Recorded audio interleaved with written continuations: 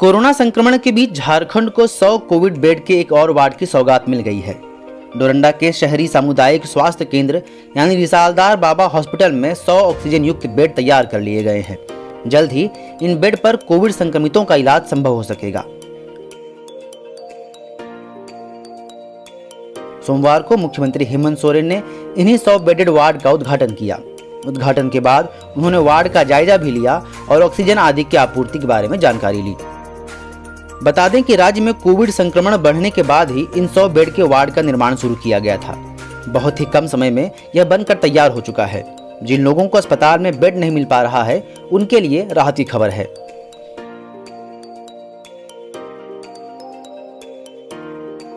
कल यानी मंगलवार से मिलिट्री अस्पताल नामकुम में भी 50 कोविड बेड पर आम लोगों का इलाज संभव हो सकेगा। इस प्रकार बेड की कमी से जूझ रहे झारखंड को ऑक्सीजन युक्त 150 बेड मिल गए हैं।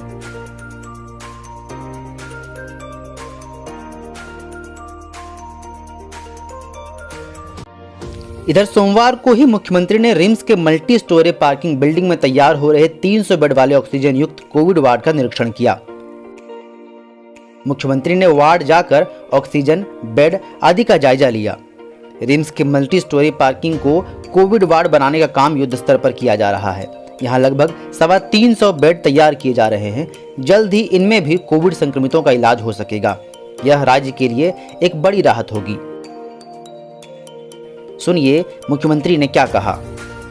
की जो स्थिति है,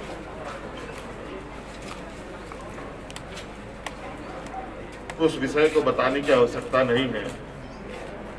अभी आवश्यकता है कि मिलजुल करके इस संक्रमण की जंग को जीतना।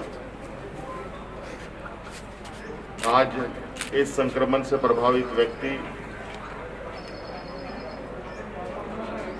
क्योंकि यह संक्रमण इस तेजी से आया है कि लोगों को, आम लोगों को तो छोड़िए,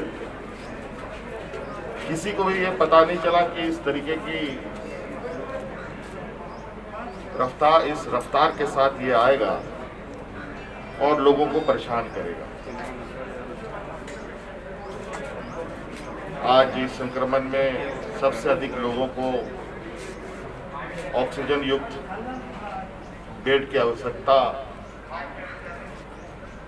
पड़ रही है और इसको लेकर आपने देखा होगा, निरंतर हमने कई प्रयास की हैं और झारखंड के प्रमुख शहर जैसे हमारे इस राजधानी रांची में, जमशेदपुर में, धनबाद में, बोकारो में, जिस तरीके से मरीजों का, संक्रमित लोगों का हुजूम उमड़ पड़ रहा है और जानकारी के अभाव में जिले स्तर पर भी हमने जो ऑक्सीजन युक्त बेड उपलब्ध कराया है वो खाली पड़ा रह रहा था। कोविड सर्किट की हम लोगों ने शुरुआत की, उससे भी एक अच्छा संकेत आ रहा है। बड़े पैमाने पर लोग अपने आसपास के जिलों में ही ऑक्सीजन युक्त बेड उनको उपलब्ध हो जा रहा है और इसी कड़ी में आज हम लोगों ने शहर के अंदर और रिसालदार बाबा के इस परिसर में निर्मित अस्पताल पर 100 बेड का ऑक्सीजन युक्त बेड संचालित करने का कार्य पूर्ण हो चुका है। कल से या परसों से यहाँ पर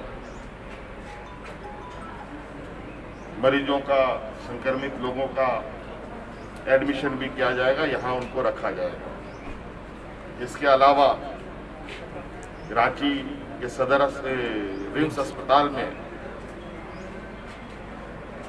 जो हम अभी थोड़ी देर पहले वहाँ घूम के आए हैं, वहाँ पर नवनिर्मित हमारा एक कार पार्किंग था अभी वर्तमान स्थिति को ध्यान में रखकर उस कार पार्किंग को कोविड सेंटर में बदलने का निर्णय लिया गया और लगभग 400 लोगों को वहाँ हम लोग कैटर कर पाएंगे 350 बेड के साथ 50 अतिरिक्त इमरजेंसी बेडों के साथ, और वो भी मुझे लगता है 3-4 दिनों में, जब तक तहसीलदार बाबा के परिसर में कोरोना संक्रमितों का आना प्रारंभ होगा, तब तक दूसरा सेंटर हमारा एक बड़ा सेंटर बन करके तैयार होगा। और इसके बाद कुछ दिन पहले हम इटकी घूम के ही आए हैं, वहाँ के लिए भी कार्य योजना तैयार हो रही है। कुल मिलाकर के बहुत तेजी से हम लोगों ने इस संक्रमण को ध्यान में रखकर अपनी भी गति बढ़ाई है। मुझे लगता है कि बहुत जल्द जो अफरा तफरी का माहौल है वो धीरे धीरे शटल डाउन होगा, ऐसे मुझे उम्मीद है। और इस संक्रमण में लोगों से पुनः अपील है मेरा कि कृपया स्वास्थ्य सुरक्षा सप्ताह का कड़ाई से पालन करें।